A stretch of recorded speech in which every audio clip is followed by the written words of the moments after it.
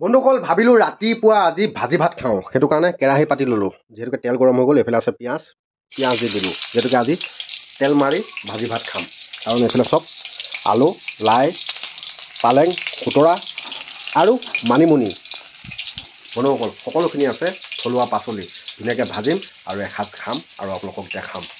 যদি ভিডিঅ'টো চাই ভাল পায় তেতিয়াহ'লে লাইক কৰিব, শ্বেয়াৰ কৰিব আৰু চেনেলটো ছাবস্ক্ৰাইব কৰিবলৈ নাপাহৰিব। যিহেতুকে ভাজিবলৈ গৈ আছোঁ, চাওকচোন কিমান ধুনীয়া সেউজীয়া পাচলি।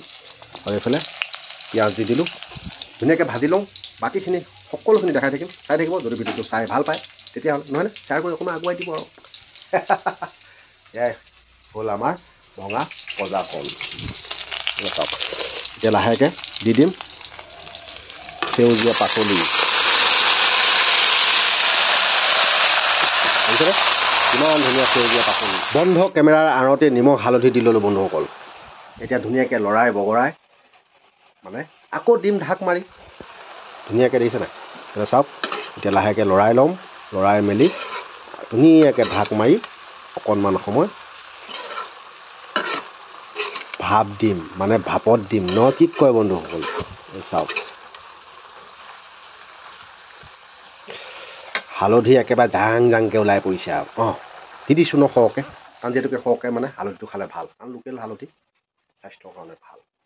বিষ কোষ থাকিলে মানে নাইকিয়া হয় বোলে, সেইটো কাৰণে হালধি অকণমান সৰহকৈ দি পাওঁ আৰু খাই ভাল পাওঁ। আপোনালোকে কেনেকুৱা পায় কমেণ্ট বক্সটো খোলা থাকিব যেতিয়া, নহয়নে? দিব আৰু এচাপ আশীৰ্বাদ বুলি ল'ম আঁকোৱালি। দেখিছেই নহয় আৰু আমাৰ ভঙা পজাটোকে দেখাই লৈছোঁ, দেখিছেনে? এই ভঙা পজাটোত থকা মানুহসকল মানুহ নহয় বুলি কোনেও নাভাবিব। এই ভঙা পজাটোত থকা মানুহখিনি কিন্তু অন্তৰখন সদায় কোমল আৰু সকলোৰে এখন হৃদয় আছে। আমাৰ ঘৰটো নবনোৱা মূলতেই কাৰণটো হ'ল আমাৰ এহাল ল'ৰা ছোৱালী আছে। কাৰণ যিহেতুকে মাক বাপেক হালেই আমি পঢ়া শুনা নহয়, আমি প্ৰথম সিহঁতৰ ভৱিষ্যতটো গঢ়ি লওক বুলি আমি ঘৰটো সম্পূৰ্ণ কৰিব পৰা নাই। যিহেতুকে আপোনালোকক দেখাই থৈছোঁ, চাওক সেইটো সন্মুখত দেখিছে ন, বনাই থৈছোঁ, কিন্তু আজি ঘৰটো সম্পূৰ্ণ কৰি উঠাব পৰা নাই। মূলতে কাৰণটো হ'ল ল'ৰা ছোৱালীহালৰ ভৱিষ্যতটো যদি গঢ়ি ল'ব পাৰে, কাৰণ আমাৰ লেখীয়া দুখীয়া ভঙা পজাৰ ব্যক্তিসকলক বহুত ধনী ধনী ব্যক্তিয়ে মানুহ পুলিয়েই নোপোচে। সেয়েহে কথাষাৰ ক'লোঁ। আৰু আজি ভাত মুঠি লৈছোঁ এনেধৰণে, চাওক থলুৱা পাচলি, মানিমুনি, খুতৰা, দোলবন সকলোখিনি মিলাই আলু কেইটামান দি অকণমান থপথপীয়াকৈ বনালোঁ আৰু ভাত সাজ খাবলৈ লৈছোঁ। আৰু লগত আছে দুটিমান কুন্দুলি, যিহেতুকে আমাৰ থলুৱা কুন্দুলি ঘৰৰে হয়, আৰু এইফালে আছে জলকীয়া। বন্ধুসকল যিহেতুকে আমাৰ দুখীয়া ব্যক্তিসকলক আপোনালোকে সকলোকে কথাটো ক'ব বিচৰা নাই, এইটো কাৰণেই কাৰণ যিসকলে কৈছে মানে তেখেতসকলক মই এটা জনাইছোঁ যে ঘৰটো বনোৱাটো ডাঙৰ কথা নহয়, পানী নপৰাকৈ যেতিয়া নেকি আমি থাকিব পাৰিছোঁ সেইটোৱে কিন্তু বহুত ডাঙৰ কথা। কাৰণ এজন ব্যক্তিৰ সৰুৰ পৰা ডাঙৰলৈকে ভৱিষ্যতটো কেতিয়াও ঘূৰি নাহে, কাৰণ আমাৰ ভৱিষ্যতটো আমি তেতিয়াই ধ্বংস কৰি ল'লোঁ, অন্ধকাৰ কৰি ল'লোঁ। কিন্তু আমাৰ পাছৰ প্ৰজন্মক আমি অন্ধকাৰ কৰিবলৈ চেষ্টা নকৰোঁ। যিমানটো পাৰোঁ সক্ষমতাৰ বলত যিমানটো সক্ষম আছে সিমানটো আমি প্ৰয়াস কৰিম।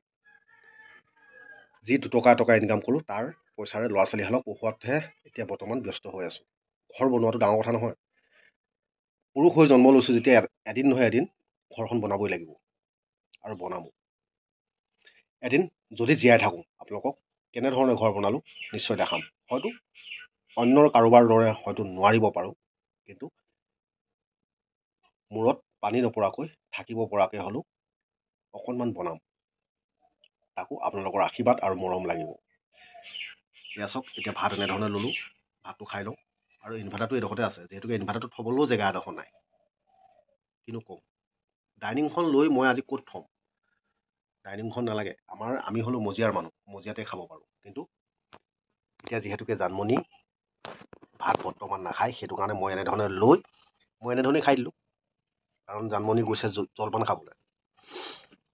যোৱাটো ভিডিঅ'ত আপোনালোকে পাইছেই যে যোৱাকালি খেতি উঠাৰ চুঙা চাউল বনাইছিলে, তাকে জানমণিহঁত গৈছে চুঙা চাউল খাবলৈ, মই ভাত খাবলৈ লৈছোঁ, কাৰণ মই বৰা চাউলটো বৰ বিশেষ খাব নোৱাৰোঁ।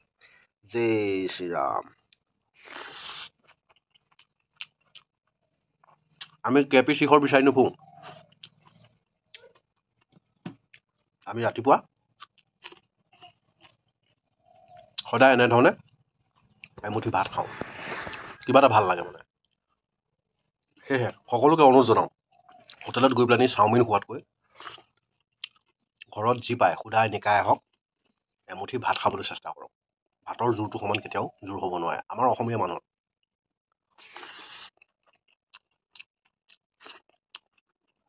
তাতে আমি খাইছোঁ থলুৱা পাচলি,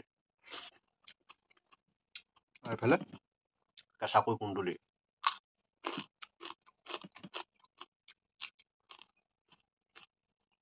কেঁচা কুন্দুলিৰ কিছুমান গুণাগুণ আছে। কিডনী ষ্ট'ন হ'লে মানে ইয়াৰ যিটো আঠা থাকে, সেই আঠাটো খাব লাগে, বিশেষকৈ খালী পেটত। মই খালী পেটত নহয়, মই ভাতৰ লগতে খাইছোঁ। মানে 10%ৰ পৰা 2% হ'লেও ভাতৰ লগত খালে কাম কৰিব। মই খাই ভাল পাওঁ, আৰু কোনোবাই যদি খাবলৈ ইচ্ছুক কৰে খাব, জোৰ কিন্তু কাকো নকৰোঁ। কাৰণ চাওক, মই এনেধৰণে খাওঁ, হয়তো কাৰোবাৰ এনেধৰণে খোৱাটো পচন্দ নহ'বও পাৰে। আৰু ঘৰটোৰ বিষয়ে আপোনালোকক ক'লোৱেই, কাৰণ আমাৰ ল'ৰা ছোৱালী এহাল আছে, আমি মাক বাপেক হালেই নপঢ়া নুশুনা।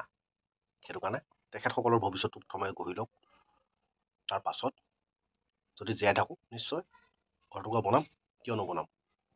এনেকুৱা এখন ঘৰত থাকিবলৈ আৰুৱে মন নাযায়। কিন্তু ইয়াতেই আমি আমাৰ, কাৰণ যিহেতুকে আমি গাঁৱলীয়া, আমি সদায় নিভাঁজ মনে ভাৱে থাকোঁ আৰু সকলোকে ভাল পাওঁ। আপোনালোকে ক'লে যে আমি বেয়া পাম সেইটো নহয় কিন্তু।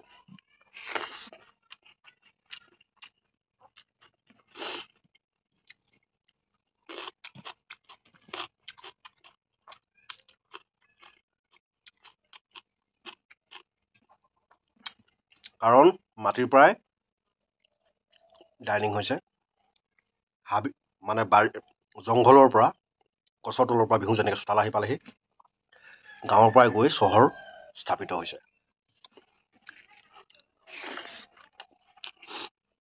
সদায় তলৰ পৰাহে ওখ হয়, কোনো একেবাৰে ওখ হ'ব পৰা নাই।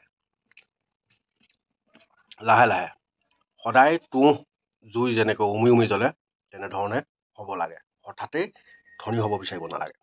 মই সেই বিধৰ মানুহ মই নহয় মানে বিশেষকৈ। এজ এ ইউটিউবাৰ হিচাপে মই নাভাবোঁ নিজক। বহুত মানুহে মোক এটা কথা কয় যে আপুনি ইউটিউব কৰে, ফেচবুক কৰে, আপুনি পইচা পায়। হয় বন্ধুসকল, পইচা পায়। এইটো নহয় ফেচবুক ইউটিউবৰ পৰা এনেধৰণে আপুনি পইচা পাব। আপুনি স্পনচাৰ কি কয় এইটো, এডভাৰটাইজ কৰিব লাগে যে,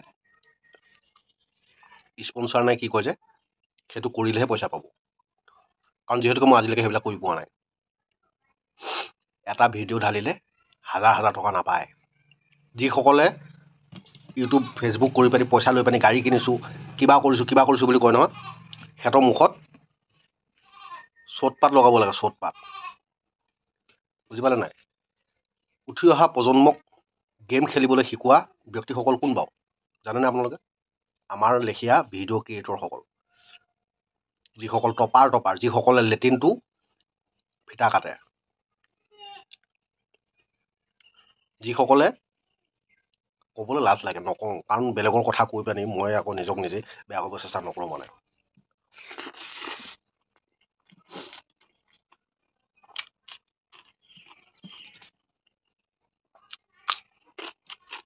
সেইটো কাৰণে কিবা এটা প্ৰডাক্ট যেতিয়া নেকি আপুনি এডভাৰটাইজ কৰিব, জুৱা খেলটো এডভাৰটাইজ কৰিব, তেতিয়াহে আপুনি পইচা পাব। ফেচবুক বা ইউটিউব কৰি পাৰিব একেৰাহে যদি আপুনি লাগি থাকে, কিয় নোৱাৰিব। কিন্তু আমাৰ লেখীয়া মানুহে নোৱাৰোঁ। আমি মাত্ৰ 2-এজন মানুহ চিনাকি হ'ম বুলি ভাবিহে ফেচবুক জগতখন বা ইউটিউব জগতখনত আছোঁ, আপোনালোকৰ লগত মৰম আৰু আশীৰ্বাদ বিচাৰি।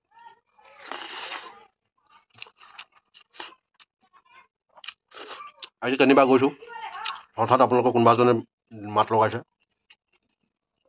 লাহন দা বুলি, খকুৱা বুলি, ৰাৱণ বুলি, সেইটোতে মোৰ শান্তি।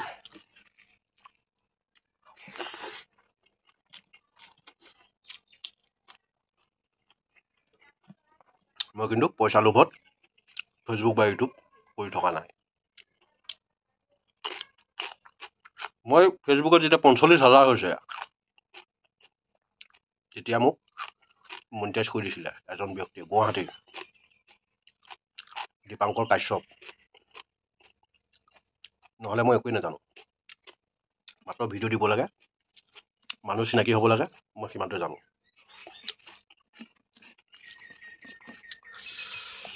ন মাহত মই ইউটিউবত 1 লাখ অতিক্ৰম কৰিছোঁ, ৰাইজৰ মৰম পাইছোঁ, কিন্তু মই কেতিয়াও মনিটাইজ কৰিব লাগে বুলি ভবা নাছিলোঁ। মোৰ ইউটিউব চেনেলটো দীপাংকৰ কাশ্যপেই মনিটাইজ কৰিছে আৰু ফেচবুকটো তেওঁ কৰিছে, আৰু দুয়োটা চেনেল তেওঁৱে চাই থাকে। মোৰ ভাইটি হয়, কিন্তু আজিলৈকে তেওঁ মোক নাই দেখা, ময়ো তেওঁক নাই দেখা। সেইটো হ'ল বিশ্বাস। মানুহে বহুতে কয় পাছপৰ্টটো দিলে মানে কিবা হ'ব কিবা হ'ব, সেইবিলাক মই নাভাবোঁ মানে।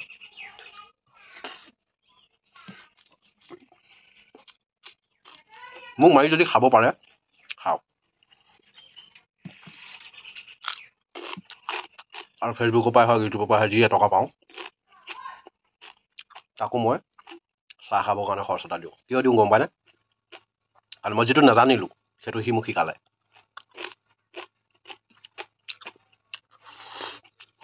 এজন তেজৰ সম্বন্ধ নাথাকিলেও কিন্তু দীপাংকৰ ভাইটিয়ে মোক যিমানখিনি সহায় কৰিলে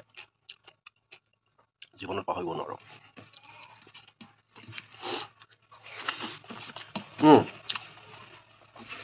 স্পনচাৰ নকৰিলে ঘৰখন তেল নিমখ কিনি চলি থাকিব পৰাকৈ মিনিমাম পইচা এটা পায়, ফেচবুকৰ পৰাই হওক বা ইউটিউবৰ পৰাই হওক। যদি স্পনচাৰ কৰে তেতিয়াহ'লে বা এডভাৰটাইজ কৰে তেতিয়া আপোনালোকে গাড়ী ল'ব পাৰিব, ঘৰ ল'ব পাৰিব, আৰু কিবা ল'ব পাৰিব। বুজি পালেনে? বৰ বিশেষ বেছি দীঘল নকৰোঁ, কাৰণ আজি মনৰ কথা বহুত ক'লোঁ আপোনালোকক। যদি কিবা ভুল হ'ল নিজৰ ককাই ভাই হিচাপে ভাবি ক্ষমা কৰি আৰু এনেধৰণে মৰম দি যাওক, আৰু ৰাইজৰ যথেষ্টখিনি মৰম পাইছোঁ, আগলৈও এনেধৰণে মৰম পাম বুলি আশা কৰোঁ। ভাত এখোৱা খাই ইমানতে ভিডিঅ'টো ইমানতে সামৰণি মাৰি দিম বুলি ভাবিছোঁ, কাৰণ ভিডিঅ'টো বেছি দীঘল হ'লে আপোনালোকো অকণমান অসুবিধা হয় দিয়কচোন। ভঙা পূজা এতিয়ালৈ ভাতৰ হাতে বাই বাই।